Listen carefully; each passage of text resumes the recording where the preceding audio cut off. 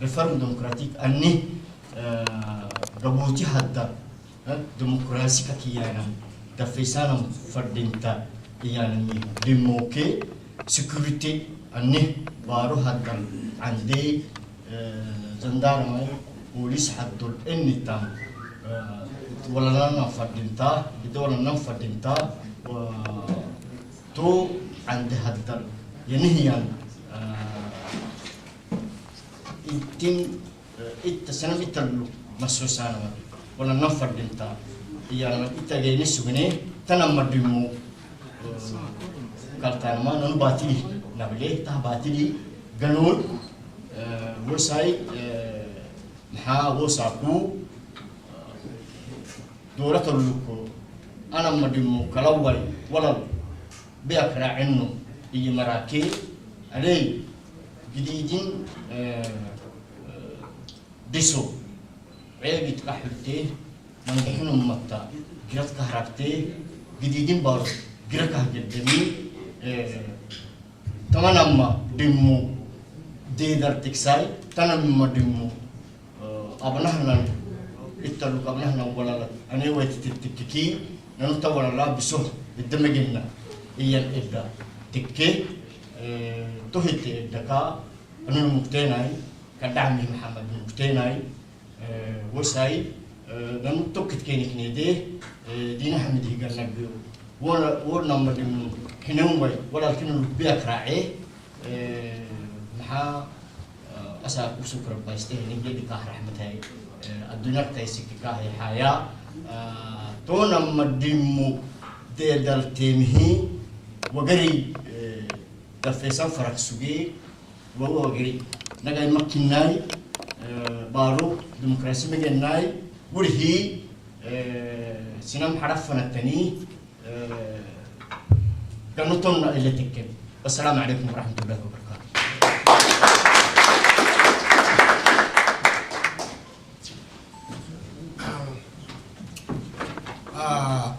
والله أفرق أول كل شيء قد سيدي heshiiskii ka dhacay fruitkiyo taliyihii Djibouti u soo dirtay markay Faransiiska yimaadeen oo waxaa noo muuqata dee markastay heshiis la gelayo dowladda Djibouti inaan nacamde wixii lagu heshiisiyey markii hore laga sheekaystay markay dee negotiation-ka loo dhaqaaqo wixii inay saani loo qabqaabineen taasoo nooga muuqatay maanta waxaan u maleynayaa waxa socda waa heshiiskii saddexaad ee la yeelanayo iyo center kii ugu horeeyay waanu garanaynaa xagga ku dambeeyay lagu yeeshay hoteelka Campeski kii labaad ee markii dambe ugu soo dirtay baan u maleynayaa directeur de cabinet bismillahir rahmanir rahim Ali Gele wuxuu ku dambeeyay waanu garanaynaa ee maanta waxa socda kii saddexaad baan u maleynayaa marka waxay su'aasheedu u socotaa waxa weeyaan representantga iyo sante xagga nala jooga Hussein Adole Hussein siduu imika sheegay brotherka se invité-gaygu Hassan Moqbal wuxuu yiri dowladda Djibouti haddii lala sheekeysanayo experience waxa nooca lama sheekeysan karayo haddii inay qof saddexaad qof dhexdhexeeya ku jirin maantana waxaana la leeyahay heshiis baa socda heshiiska weyn aanu aragnay aroos baa meeshii ka dhacay de arintu xagee taagan tahay maxaan ilisiyay waxa aad heshiiska uga qayb gashay ana wasala mic for you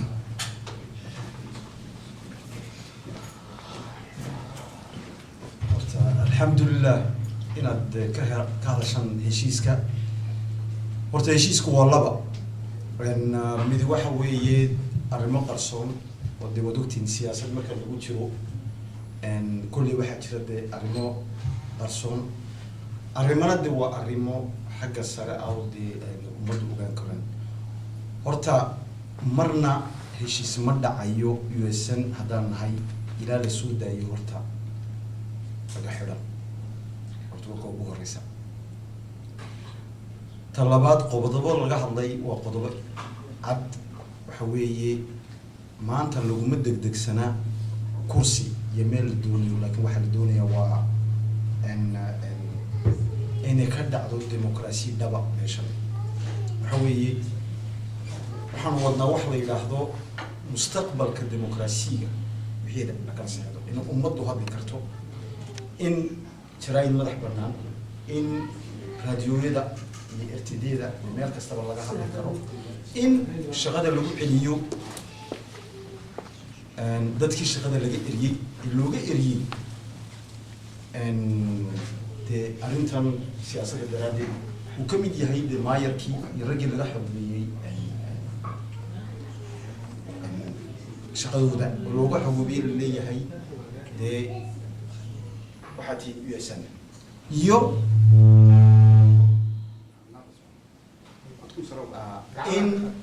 in la aqoonsanaado xisbiyada dhigtay xisbiyaa soo dhigtay oo yidhi waxaan doonaynaa inaan dee legalisation helo xisbiyadaasina waxaa la yidhi ha la aqbalo iyo kuwa dambe soo dambeynada dhiganayaba xaq bay u leeyihin meeshan xisbi male mid kalaa imika oon weligeedba ku dagaaltamayno insha allah noo hirgelaysana waxa weeye in mowqif weyn uu ka mid yahay uu axmed yuusuf kaga dhawaaqay uu leeyahay ko ugu muhiimsan meeshan waxa weeye inan iyo inan kasta oo reer Djibouti amba xisbiga ku jiro amba xisbiga ku jiro iyo diaspora la société civile partiyadii iyo dadkii in ay waxa la assise national ay sameeyaan oo laga hadli karo mustaqbalka dambe ee démocratie maxaa lagu dhaqmayo donc on invite tout le monde à participer à cet grand événement Inch'Allah qui sous les l'égide bien sûr des grandes instances des wadanka jooga oo si looga qayb galo waxaan waa waxa laakiin waxa ugu muhiimsan inaad fahamtaan maanta en tant que représentant lidii sheegaya oon xaggan ka sheegaya oonan kaka waxaa suuqa ka maqalaa oday sharaf leh oo da-daa jooga Ismaaciil Geedi Xareed ayaa isdhiibay amba la sheekaystay Ismaaciil waxaasi wax aliyo wax ka jiraan ma jiraan USN buu ku jiraa arrinta USN unbuu meeshaa la tegay ma dhaqan laga hadlayo oo de dhaqan cultural weligeed jirta dee inan iyo inan isdoonayay dhaqanku weligeed way ku jirtaa marka wax dee aan inagu dhaafi karno dhaqanka oo dee qof ii diidan maanta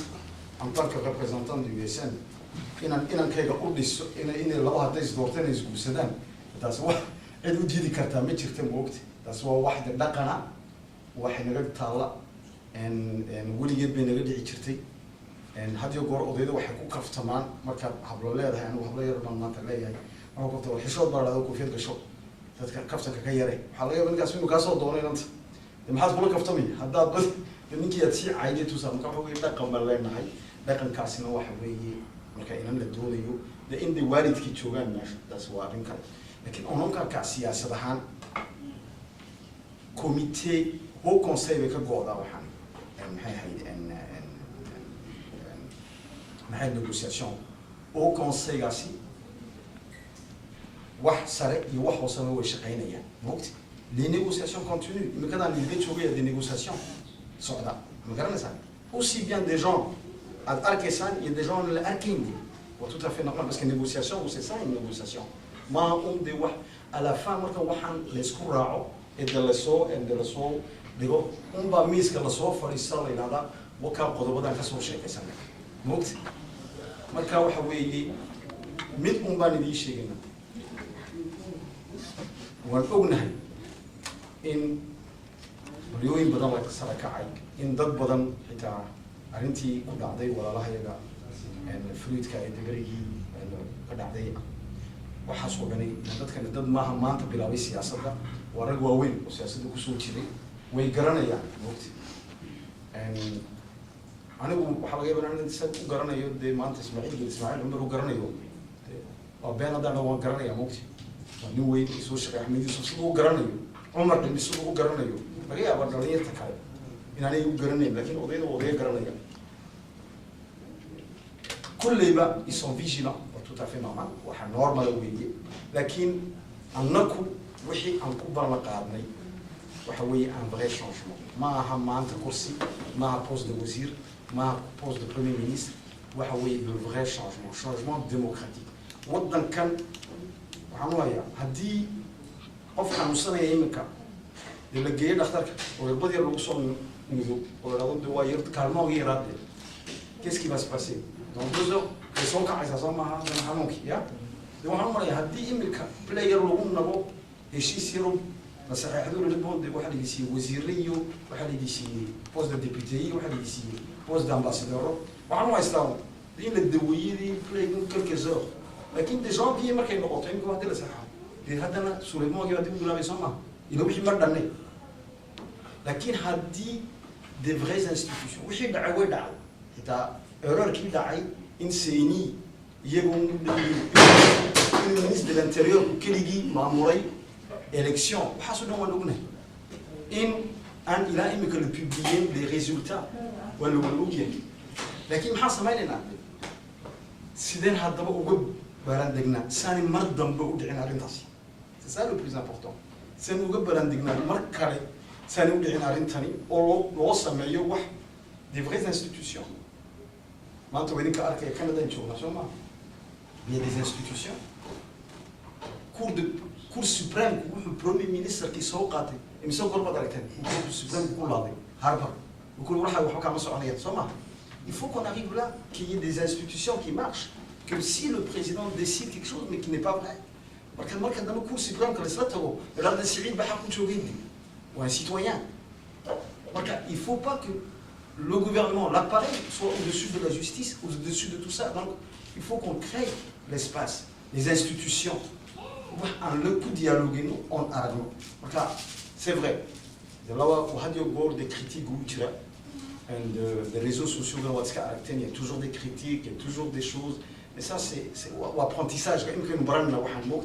Je pense qu'il faut attendre. markaad aragtan wax concret oo tiraahdo waxaad saxiixdeen waxaas xaq ma aha moogta marka qofka ku jugeeya fahmaysan c'est comme Hamel Garcia si je vous parle des nominations charte pas de ressources à nomination du haut conseil c'est nous qui nommons les représentants au conseil à nommer ils votent d'autres disent non comment toi tu peux choisir pour charte qui coûte que c'est nous qui nommons moogta. Regarde, les critiques, c'est très facile. Voilà, sauf parachuter. C'est juste un exemple que je donne. En tout cas, négociation, je parle à notre niveau. Ou à transparent. Je pense qu'on ira jusqu'à le médiatiser. Ça veut dire que les négociations, les ressources en direct, qu'on voit qu'est-ce qu'on est en train de signer, qu'est-ce qu'on est en train de négocier. Mais c'est une grande établie بدن marka waxa weeye ha loo samro intaan ka hayo odayada waxa weeye dhaxal baan ka tegaynaa moi je parle des sages comme Ahmed Youssef, Ismaïl Guédi, Omar Elmi, Dr Abati et tout ça. Dr Abati, ça fait 40 ans, 45 ans qu'il médite, monsieur. Je ne pense pas qu'il va se faire avoir en quelques minutes avec ça. Oui, hallo samro وانا imanaysa لكن anagu taan doonayna oo ku dadaalayna waxa weeye des changements concrets et un changement qui viendra bien sûr avec le peuple et sans le peuple il n'y a rien ça ça nous va inchallah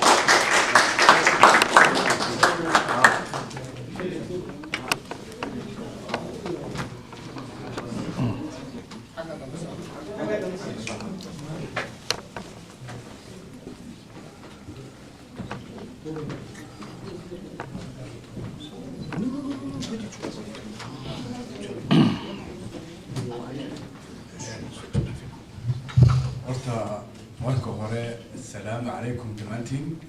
waan markaan labaad haddaan ispresentay waxaan ahay chargé de communication udidesta weli maaragtay waxaa haddaba aniga aan jeclaan lahaa waan aqalay maxaan ku dhahaa salim muqbal waad mahadsan tahay contributionwaaga iyo dee maaragtay wixii aad noo fasishay position aad ka taagan tahay maaragtay position aad ka taagan tahay xagga negotiation-kan iyo aragtaada iyo chronology iyo historikii taariikhda Djibouti aad noo soo bandhigtay oo maartay dad badan xitaa ka qarsoonaa certains épisodes ya maartay flouha aad baad u mahadsan tahay c'est vrai moi-même qui était historien il y avait des aspects maartay qui étaient un peu flous donc c'est fiican tahay maartay ku mahadsan tahay contribution ay sameeyeen Hussein isaguna maartay iyo président maxaan ku dhahaa de l'UDDS Ismaël waa maartay iyaguna way ku mahadsan yihiin